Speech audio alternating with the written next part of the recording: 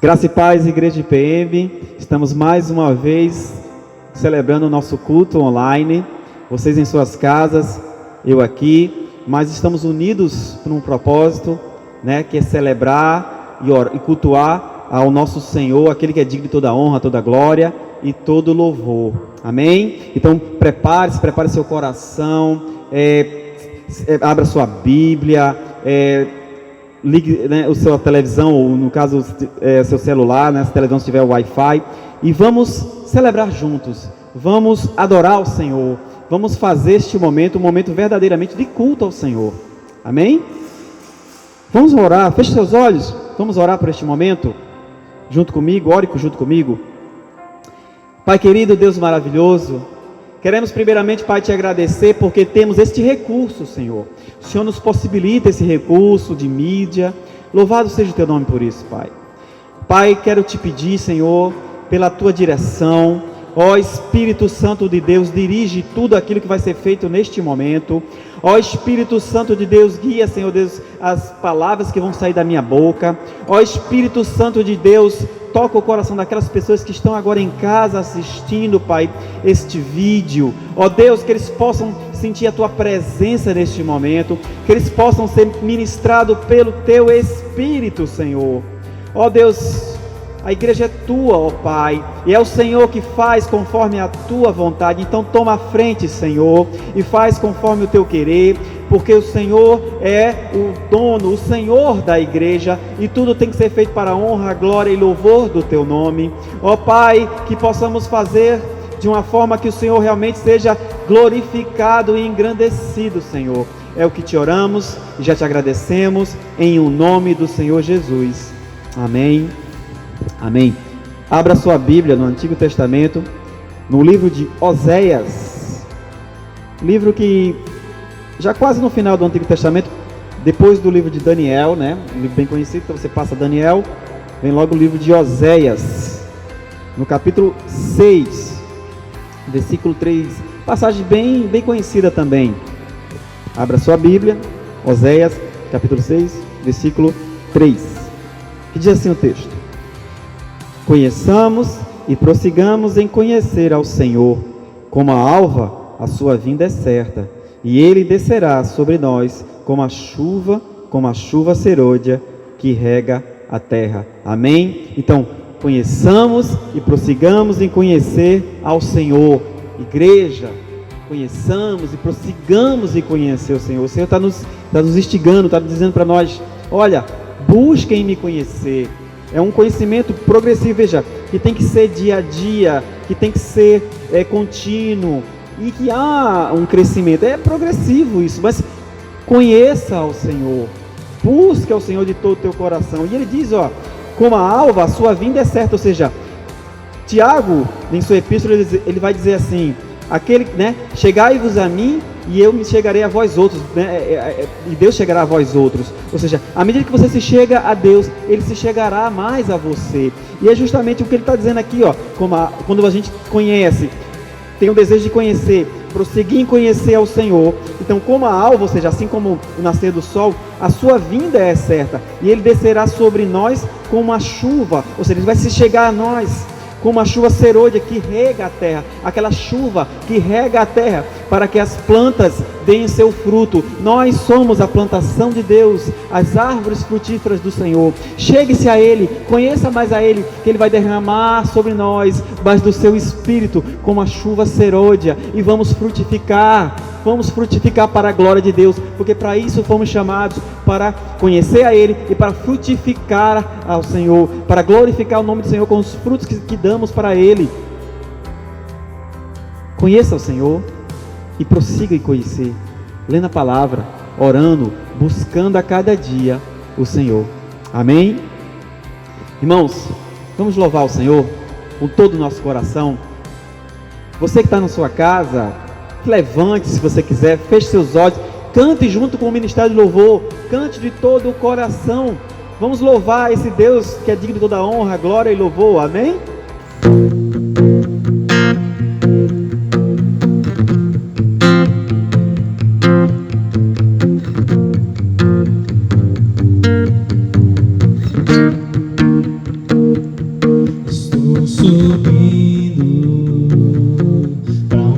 lugar mais alto. Eu já queimei as pontes com o passado e meus olhos vejo um futuro. Tudo novo se fez, tudo novo se faz. E nessa estrada eu não me desvio nunca mais. Estou firme, eu não me desvio nunca mais. Vou avançar, eu vou crescer, ninguém vai me deter.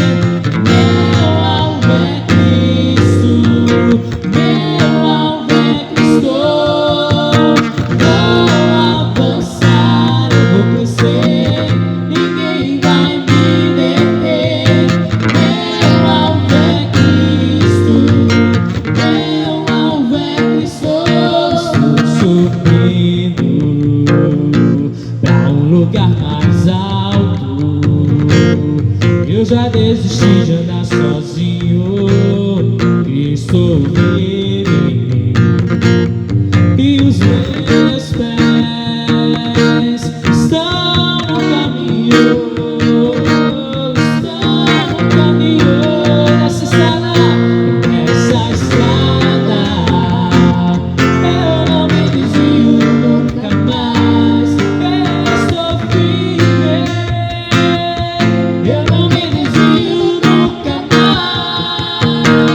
Vou avançar, eu vou crescer, ninguém vai me deter. Meu alvo é Cristo, meu alvo é Cristo. Declare isso. Vou avançar, ninguém vai me deter. Meu alvo é Cristo, meu alvo é Cristo. Meu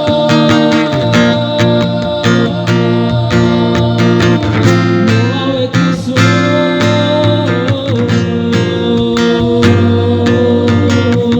Ninguém mais pode te deter. Declare. Vou avançar, eu vou crescer, ninguém vai me deter. Meu alvo é Cristo, meu alvo é Cristo. Vou avançar, eu vou crescer, ninguém vai me deter. Meu alvo é Cristo, meu alvo é Cristo.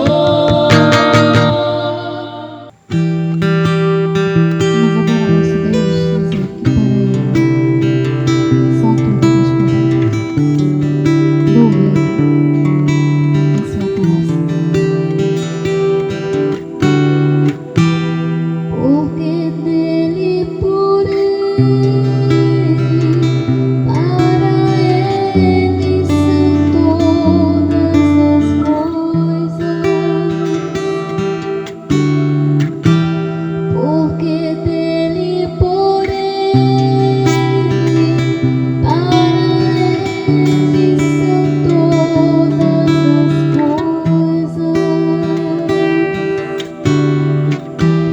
Porque dele, por ele, para ele são todas as coisas. Porque dele, por ele, para ele são todas as coisas.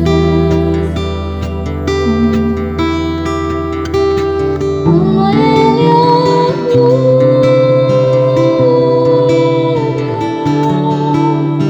a ele a glória,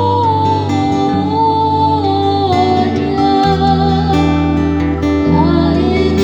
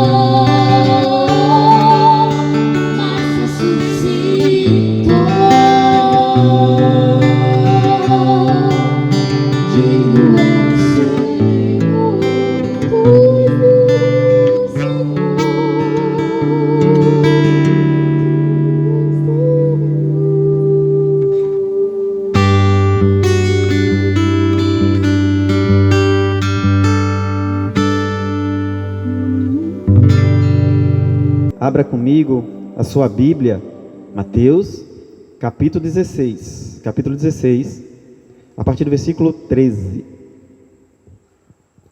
que tem como título aqui, né, na Bíblia, a Confissão de Pedro. Amém? Todos já encontraram aí na sua casa? Diz assim: indo Jesus para os lados de Cesareia de Filipe, perguntou a seus discípulos: quem diz o povo ser o filho do homem? E eles responderam: uns dizem João Batista, outros Elias, e outros Jeremias ou algum dos profetas.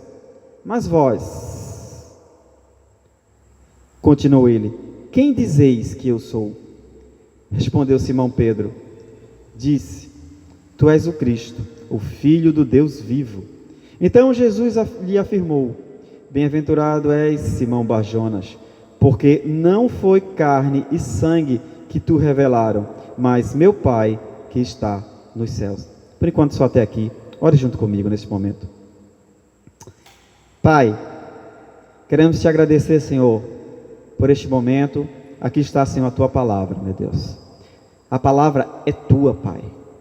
Por isso, Senhor, queremos ouvi-la, queremos compreendê-la. Fala conosco, meu Deus. Usa, Senhor, a minha boca neste momento. Usa, Senhor, tudo que for sair de mim, não seja de mim, seja vinda de ti, Senhor.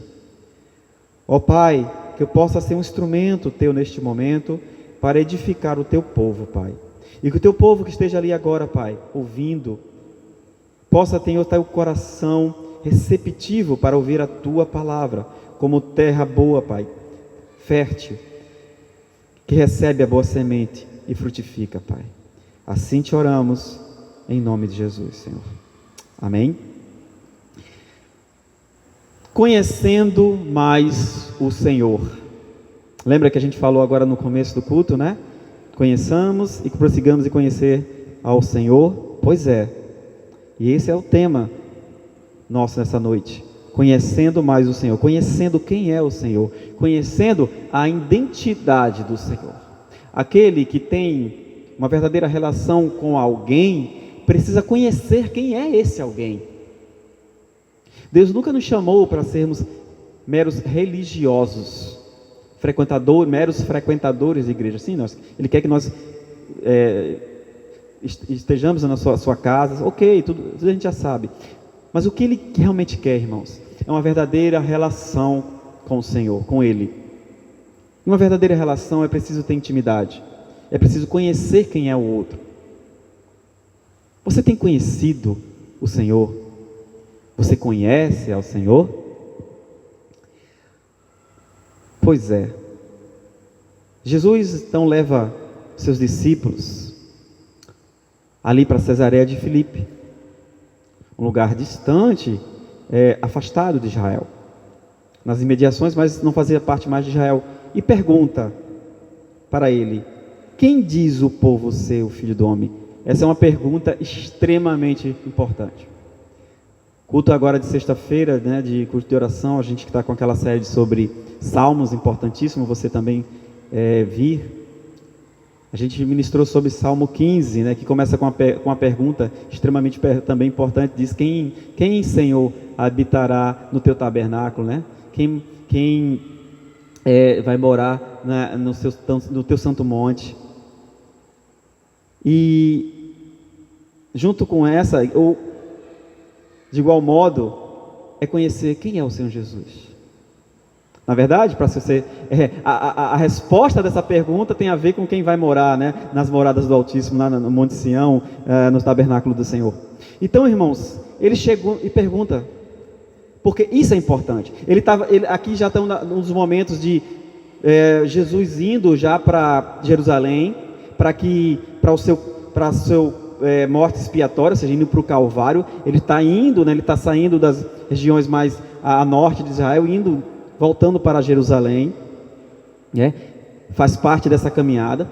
E ele pergunta aos de seus discípulos, que viram muitos dos seus milagres, dos seus ensinos: quem o povo diz que eu sou? Depois ele pergunta: quem vós dizeis que eu sou, né? E a primeira coisa que a gente vê aqui, irmãos, é que para a gente conhecer melhor quem é o Senhor, precisamos de momentos a sós com Ele. Para eu e você termos momentos, para termos realmente esse descoberta melhor de quem é o Senhor, esse momento realmente de conhecimento quem é o Senhor, a gente precisa de momentos de ficarmos a sós com o Senhor, de buscar lugares, o lugar secreto, como diz aquela canção, com o Senhor. Olha, aqui o versículo 13, né? Indo Jesus para os lados de Cesareia, de Filipe, perguntou aos seus discípulos: quem diz o povo ser o Filho do Homem? Ou seja, ele levou os seus discípulos para um lugar afastado da multidão, para um lugar afastado do burburinho, do barulho, porque onde ele ia por Israel, uma multidão o seguia e ele não conseguia ficar muito a sós com os seus discípulos, mas era necessário, havia momentos, e esse era o momento em que Jesus queria ficar a sós com os seus 12, para falar de coisas mais profundas, distante da multidão, distante do barulho. Você precisa se afastar da multidão, ou seja, do barulho, da agitação desse mundo, para buscar o Senhor, ter momentos a sós com o Senhor, para se conhecer melhor quem é o teu Senhor, o teu Salvador. Você precisa ter momentos a sós com Ele.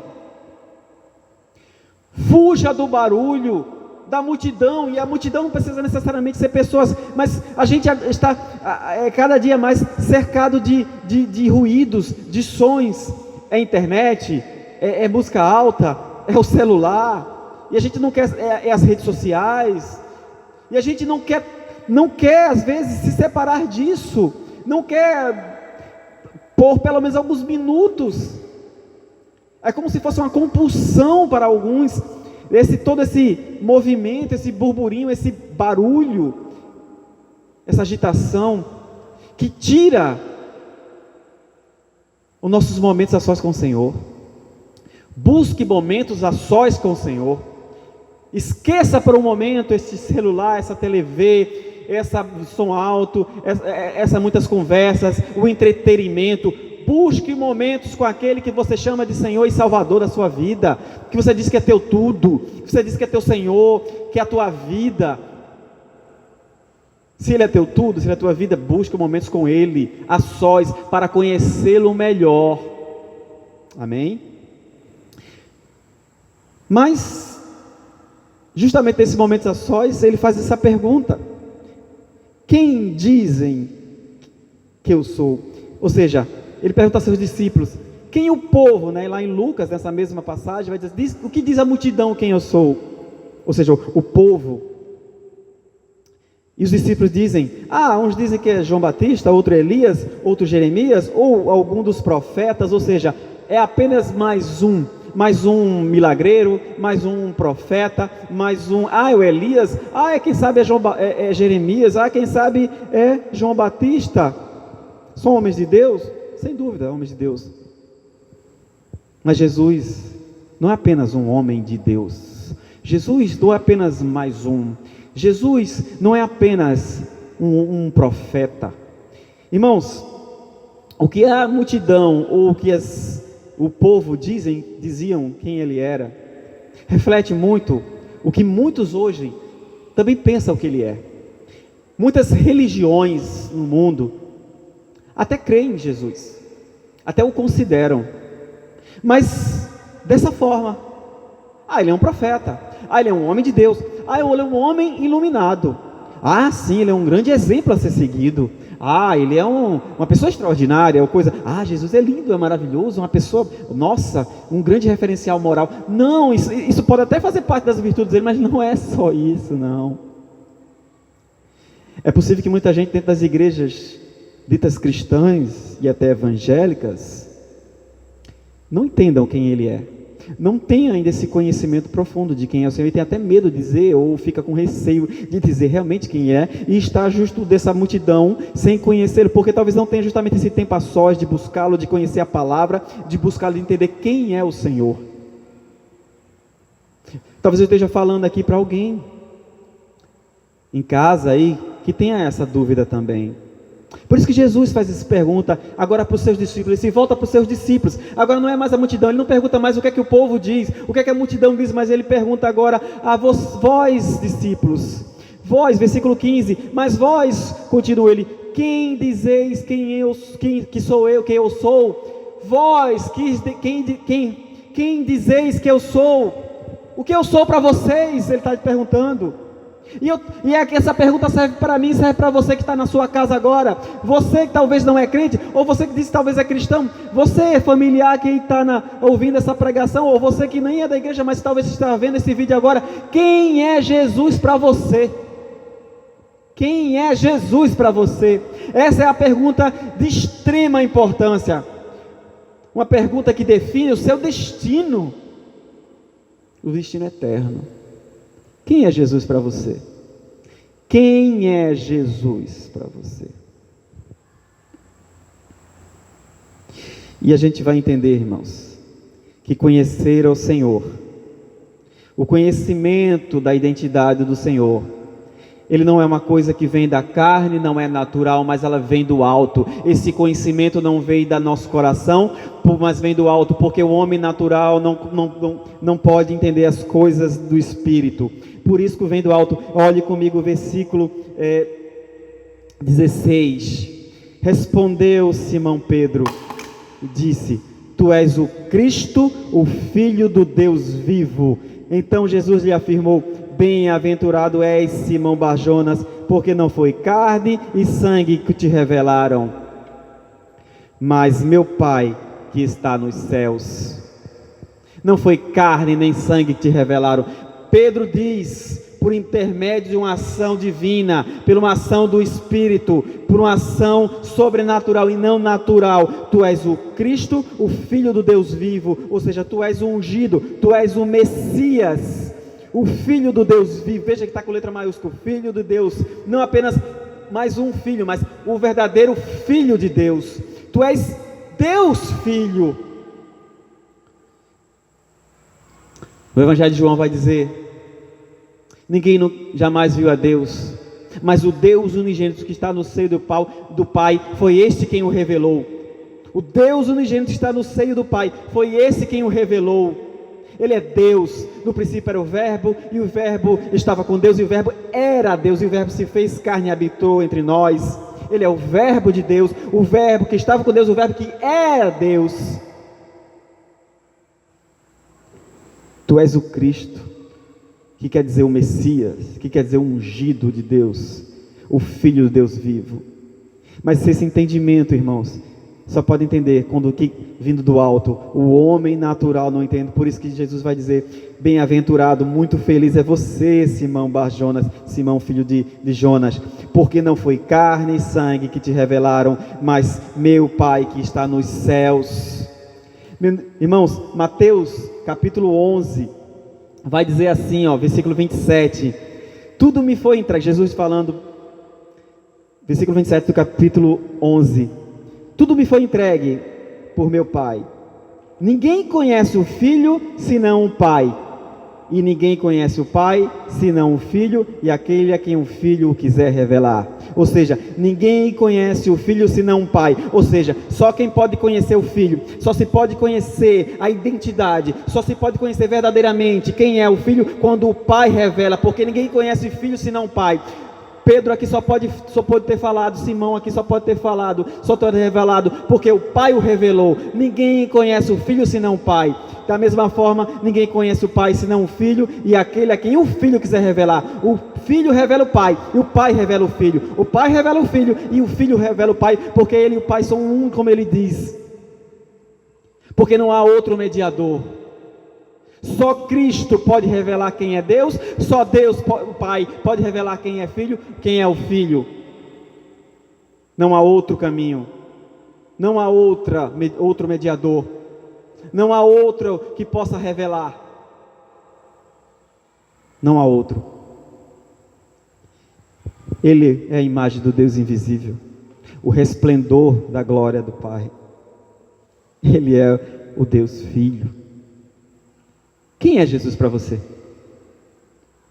Essa pergunta, irmãos, Ou seja, a resposta dessa pergunta é crucial.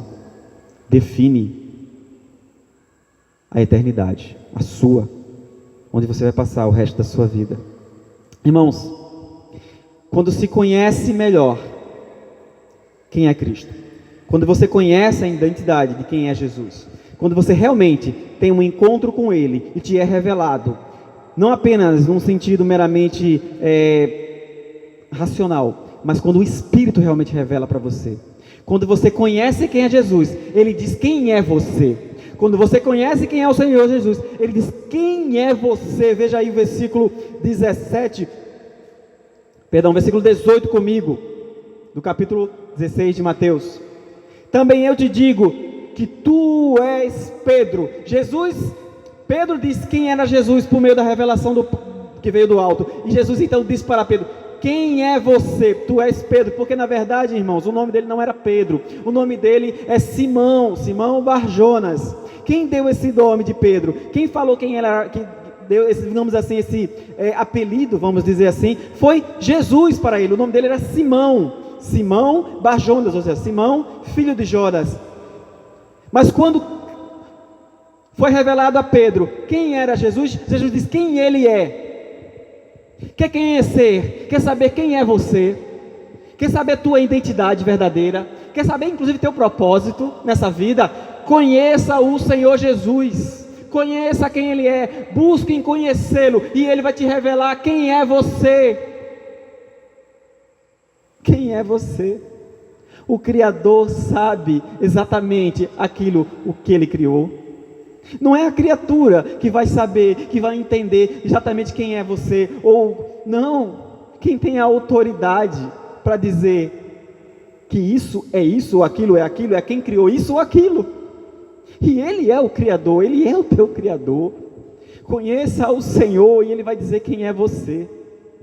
Conheça o Senhor, Ele vai te dar a tua identidade. Quantas pessoas hoje têm crise de identidade? Quantas pessoas hoje sofrem meio que com complexos, com dificuldade de entender, meu Deus, quem sou eu? Por que eu estou aqui? Sabe por quê? Porque não conheceram Jesus. Quando você conhece Jesus, você sabe quem é você. Porque Ele te revela, Ele mostra o teu propósito, Ele abre o teu coração, Ele te revela, Ele se revela a você e revela você para você mesmo. Ele quebra todo esse complexo, toda essa dificuldade de identidade própria.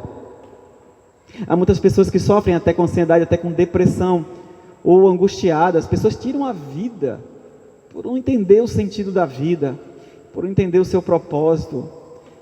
Se pegam, pessoas muitas vezes estudadas, irmãos, porque muitas vezes nem é divulgado, mas quantas pessoas se matam na universidade. Eu estudei lá na Federal, vi pessoas, estudantes de filosofia, então se matavam, saltavam lá do prédio, ainda por não entender, por não se conhecer. Quer se conhecer? Conheça primeiro quem é Jesus, quem é teu Senhor. Ele vai dizer quem é você. Entender quem é o Senhor, conhecer Ele, não só Ele vai dizer quem é você, mas vai dizer o teu propósito. Veja comigo ainda o versículo 18, a parte B, diz assim, e sobre esta, tu és Pedro, também eu te digo que tu és Pedro, e sobre esta pedra edificarei a minha igreja. Só até aqui por enquanto. Veja, olha o jogo de palavras. Ele diz para Pedro: tu és Pedro, Petros, e sobre essa pedra, Petra, edificarei minha igreja. Ele está dizendo assim: tu és Pedro, Deus te revelou a minha identidade, que eu sou o Cristo, o Filho de Deus, e sobre esta pedra, ou seja, sobre essa afirmação de quem é a minha identidade, eu edificarei a minha igreja. Ou seja, todo aquele que confessa essa identificação de quem é Cristo, é sobre essa afirmação, e sobre esses que reconhecem essa afirmação, que declaram essa afirmação de quem é Jesus, será edificada a sua igreja. A igreja dele é edificada através de pessoas que identificam quem Ele é. Esse é o propósito de quem conhece a Cristo, é edificar junto com Cristo a igreja dele. Ele é que edifica, mas Ele usa essas pedras, essas pequenas pedras, porque Pedro, ou seja, Petros é pequena pedra, pedregulho, e pedra, e Petras, que é pedra, é rochedo. Ele é a grande pedra, ele é a pedra verdadeira, a rocha. Nós somos apenas as pequenas pedras, que juntos formamos o grande edifício, o edifício espiritual, a casa espiritual de Deus. Porque esse é o nosso propósito. Formarmos esse grande edifício, esse grande templo espiritual, um monte de pedras vivas, que se chegam a ele, a verdadeira pedra que vive, como diz o próprio Pedro na sua epístola. Pedro não é a pedra é o Senhor Jesus. E na própria epístola de Pedro, capítulo 2, ele diz, ele, a pedra que vive. Nós nos chegando a ele, a pedra que vive, nos tornamos pedras vivas, e assim somos edificados casa espiritual para o Senhor. Esse é o nosso propósito. Esse é o nosso propósito. Sermos edificados casa espiritual para esse que chamamos de Senhor, para esse que chamamos o Filho de Deus vivo, Cristo, o Filho de Deus vivo. Somos pedras, irmãos, e pedras são diferentes umas das outras. Pedras são diferentes, mas cada um tem seu encaixe específico. Ele é que vai encaixar, ele que edifica, ele é que põe cada pedra no seu lugar específico. Pedras são diferentes uma das outras. Pedra não é tijolo, pedra é diferente uma da outra. Cada uma tem seu lugar exato nessa grande muralha, nesse grande templo do Senhor. Ninguém é melhor, todos somos pedras, entende? Cuja pedra fundamental é o Senhor Jesus. Veja, continua aqui o propósito. Ele diz assim, versículo 19: dar-te-ei as chaves do reino dos céus. E o que ligares na terra terá sido ligado nos céus, e o que desligares na terra terá sido desligado nos céus. Ou seja, o teu propósito é formar essa casa espiritual. Para quê? Para trazer outras pedras, para essa casa espiritual. Dar-te-ei as chaves, ou seja, a entrada do reino, a entrada nessa morada do céu, nesse templo. As chaves do reino é isso. Não é que Pedro tem a chave, não é todo aquele que confessa. Claro que Pedro é uma pedra especial, vamos dizer assim. Ele é um apóstolo, sem dúvida. Ele estava à frente ali da igreja, junto com João, junto com outro Tiago, o apóstolo Tiago também, junto como pedras fundamentais ali, ou como colunas, como vai dizer Paulo, da igreja de Jerusalém. Mas ele não é ele que detém a chave do céu. Não, irmãos, não é isso não. A todos nós nos foi dado de certa forma essa chave, porque a nós que somos essas pedras, essas pequenas pedras, nos foi dado o ministério da reconciliação, nos foi confiado a palavra da reconciliação. Paulo vai dizer isso lá, escrevendo aos Coríntios, 2 Coríntios capítulo 5, do versículo 18 em diante. Ou seja, o que é isso? Por que nos foi nos confiado a palavra da reconciliação? Porque nos foi dado a palavra da reconciliação. É o evangelho da reconciliação. É o evangelho que vai pregar para pedras mortas, e quando este crer, ser transformado em pedras vivas, e ter colocado nesse edifício espiritual, nessa igreja que o Senhor vai edificar. Mas Ele usa essas pedras vivas aqui para edificar a sua casa. Esse é o nosso propósito, entende? Quando conhecemos ao Senhor Jesus, Ele diz quem nós somos, e quando Ele diz que nós somos, Ele mostra o nosso propósito, e o nosso propósito é sermos essas pedras que traz outras pedras para o reino. Ele nos é dado a chave, ou seja, a chave é o evangelho, a chave dos céus é o evangelho. É através do evangelho que as pessoas são salvas. O evangelho é o poder de Deus para a salvação de todo aquele que crê. O evangelho é o poder de Deus para a salvação de todo aquele que crê. Essa é a chave do reino dos céus. Isso foi dada a todos aqueles que confessam quem é Jesus, que se tornam pedras, pequenas pedras, no qual é edificado, no qual vai formando esse grande edifício, sobre o grande fundamento, que é a rocha, que é Cristo. Esse é o nosso propósito. Esse é o nosso propósito, irmãos. Quer conhecer a tua identidade, conheça Cristo. Ele vai dizer quem é você, e Ele vai dizer qual é o nosso propósito. E o propósito básico é esse. Mas também, irmãos, quando conhecemos a Jesus, irmãos, vencemos o temor da morte. Vencemos o temor da morte. Ainda no versículo 18 diz assim, ó, também eu te digo, tu és Pedro, e sobre esta pedra edificarei a minha igreja.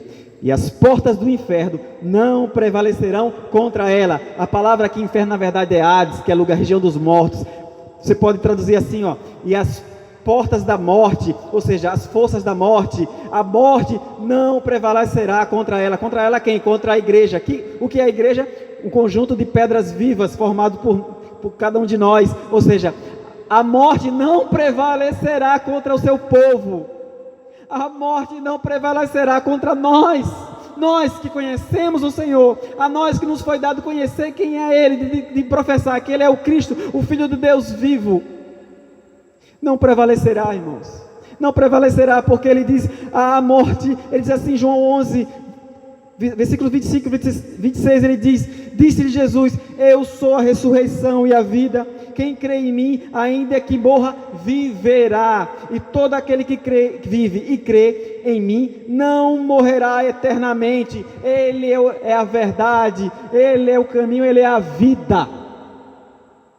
Toda aquela pedra que está nele, se chega a Ele, se torna uma pedra viva, porque Ele é a pedra que vive. A morte não nos vencerá mais. A morte não prevalecerá. O Hades não prevalecerá contra a sua igreja. A morte não é mais um empecilho para o avanço da igreja. Porque a igreja é formada por pessoas que têm a vida eterna por causa dele. Porque confessou que ele é o Cristo, Filho do Deus vivo. Amém? Isso é maravilhoso, irmãos. Quem conhece a Jesus entende a sua obra, compreende verdadeiramente a sua obra, porque prossegue em conhecer e conhecer cada vez mais. Olha o versículo 21. Desde esse tempo, começou Jesus Cristo a mostrar aos seus discípulos que lhe era necessário seguir para Jerusalém e sofrer muitas coisas dos anciãos, dos principais sacerdotes e dos escribas, ser morto e ressuscitado no terceiro dia. Era necessário, depois desse tempo, ou seja, depois que foi revelado tudo isso, depois que foi revelado a Pedro, no caso a todos os discípulos, por meio de Deus, uma ação sobrenatural de Deus, que veio do alto, essa revelação. Então Cristo começa a mostrar cada vez mais conhecimento, com a sua missão, com a sua obra para ali para os seus discípulos, que era o quê? A sua morte expiatória, a sua morte vicária por cada um de nós. Era necessário seguir para Jerusalém, sofrer, morrer e ressuscitar. É necessário, irmãos. Quem conhece a Cristo, quem realmente conhece quem Ele é, sabe que a morte dele, que o seu sacrifício não foi acidental, não foi um martírio, não foi uma coisa de poxa, por que teve que acontecer isso? Por que ele teve que ir para Jerusalém? Se ele sabia que ia morrer, essas pessoas estavam perseguindo. Tem pessoas que ainda pensam isso, oh meu Deus, por que aconteceu isso? Porque Judas o traiu. Sim, claro, tem suas implicações, etc. Mas tudo isso era necessário, irmãos. Era dever, fazia parte do plano salvatório, do plano de salvação. O plano de salvação não é um plano B, é o plano A. O sangue de Cristo é conhecido antes da fundação do mundo. Jesus já sabia, Deus já sabia que o homem ia pecar. Então o plano de Deus é onisciente. Então o plano de salvação foi traçado antes da fundação do mundo. Quando nem o mundo foi criado, quando nem Adão existia, quando nem Adão ainda tinha pecado, mas Deus sabia que Adão era pecado. Então não é um plano B. Era necessário, irmãos. Era necessário, porque não adiantava Jesus vir, pregar todo o sermão do monte, fazer todos aqueles milagres, falar coisas lindas, maravilhosas, tremendas que a gente tem que aprender e observar. Mas se ele simplesmente fosse, não, vou embora, não vou mais para a cruz, eu e você estaríamos perdidos. Porque foi através do seu sacrifício vicário, ou seja, substitutivo, ou seja, nos substituiu, que obtemos redenção.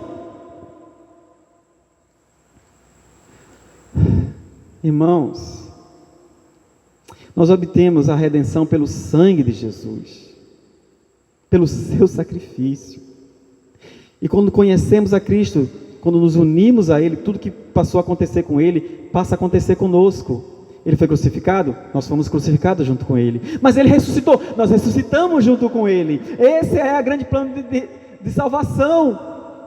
Nascemos de novo, em novidade de vida, porque morremos na cruz com Ele e ressurgimos com Ele em novidade de vida. Por isso que era necessário.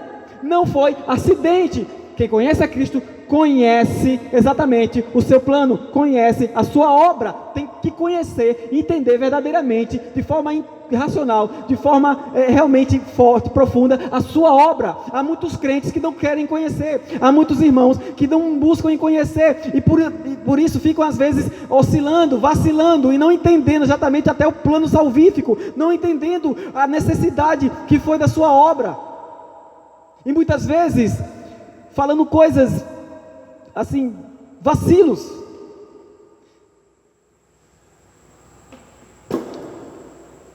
Olha o que aconteceu com Pedro. Pedro, apesar daquela revelação, Pedro teve aquela revelação do alto, mas Pedro, assim como todos os discípulos, ainda não tinha se convertido. É isso, sim, porque Jesus ainda não tinha feito a sua obra expiatória, o Espírito Santo ainda não tinha descido. Não.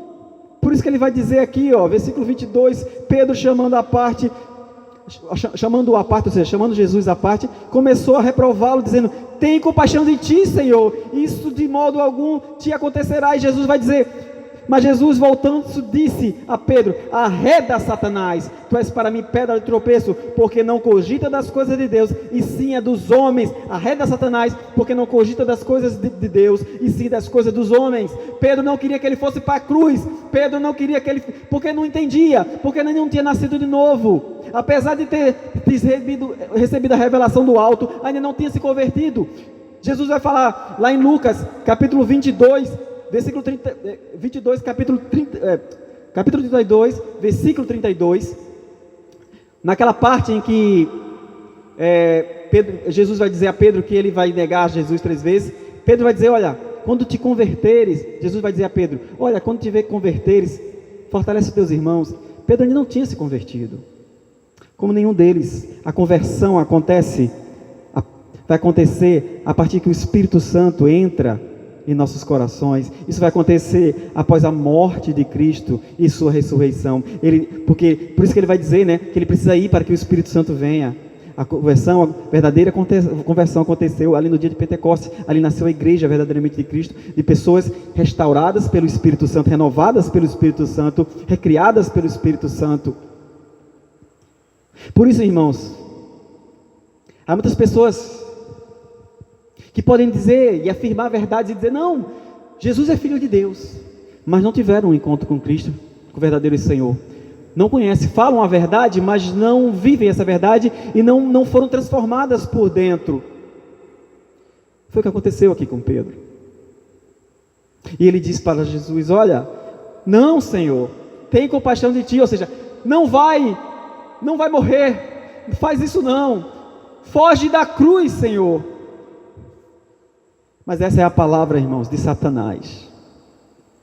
Porque realmente quem conhece a Jesus, quem tem um encontro com o Senhor, quem realmente conhece Ele no íntimo, não faz a vontade da carne, mas a vontade do Senhor. Olha o versículo 22. Então disse Jesus a seus discípulos: se alguém quer vir após mim, a si mesmo se negue, tome a sua cruz e siga-me. Conhecer a Jesus é tomar a sua cruz. Conhecer verdadeiramente a Jesus é querer uma intimidade, uma relação, é querer segui-lo. E querer segui-lo é tomar a sua cruz. Pedro estava falando para Jesus: olha, fuja da cruz. Não, Senhor, não vá para a morte, não seja morto, fuja disso, porque não entendia, porque ainda não tinha essa revelação, ainda não tinha sido convertido verdadeiramente, embora tenha falado a verdade. Mas aquele que realmente conheceu Jesus, que foi transformado por Ele, não foge da sua cruz.